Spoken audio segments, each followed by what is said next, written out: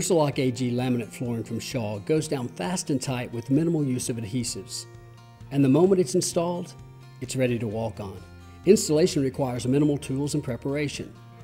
Underlayment, tape for underlayment, your choice of saws, no flip clips, 3/8" wooden or plastic spacers, a tape measure and scribe for marking cuts, a wood chisel or rasp for installing around door jambs or against cabinets, adhesive and tape which may be required for tight installations. Let's start with a room that has been cleared of previous flooring and trim removed. Door jambs have been cut to provide clearance for the Versalock AG. Roll out underlayment along the longest wall of the room and tape across the strips every few feet to hold seams together.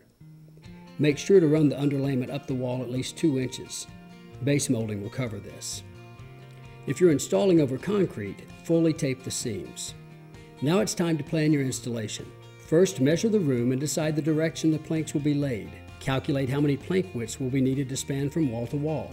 Plan for a 3/8" gap between your floor and each wall. We want the floor to look its best, so we divide and use equal widths on both sides of the room.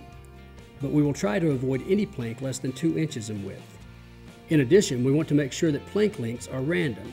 This will enhance the beauty of the floor. When using a power saw, cut face down with a fine-tooth blade. Cut face up with a handsaw. Begin assembly out from the start wall. Start by laying down a full-length plank with the tongue facing the wall. The tongue fits into the groove as you work your way across the room. As you assemble your floor, pull planks randomly from cartons to ensure the best look. Choose a shorter random length of at least 12 inches. Cut a full length if necessary at 1/3 or 2/3 to maintain random inseams of at least 12 inches to 16 inches apart. Angle up from the end of the entire row and push into the side seam. When you have completed 3 of 4 start rows, slide the unit to the wall. Use 3/8" spacers to maintain a gap with the wall. Work from on top of the floor from right to left.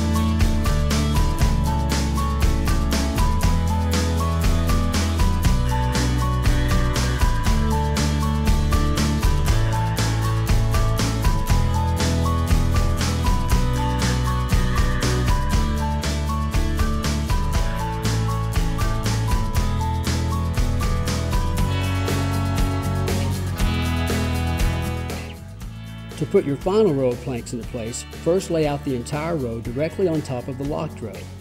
Make sure the tongue is aimed toward the completed floor. Now use a piece of full-width scrap. Put it on top of your final row and up to the wall spacer. Use the scrap to draw a line on your final row. Cut the final row of planks and connect them to the completed floor. Stand back and admire your handiwork. With most installations, you must install around door jambs, under cabinet toe kicks, and other more difficult areas. But Versalock AG makes even these challenging installs easier. Here are some tips. When you are installing flooring that will run through a door, make sure you adjust the planks so there is a transition seam in the middle of the doorway. This makes it easier to fit planks at the door jamb. Be sure to measure and notch around both sides of the door jamb. Make sure your trim planks are cut large enough to fill under the trimmed door jamb. When working in tight spaces, you may be unable to lift the planks 3 inches high to lock into place. This is quickly solved by removing the locking ridge from the bottom of the plank groove. Use a wood chisel or rasp to remove the ridge. Apply a 1/8" bead of adhesive to the tongue and push into place.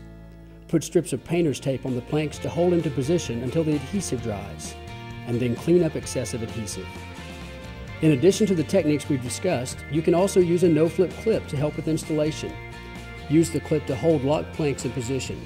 We know you will be proud of your work and the beautiful new floor that is the result. Made easier by Versalock AG and Shaw.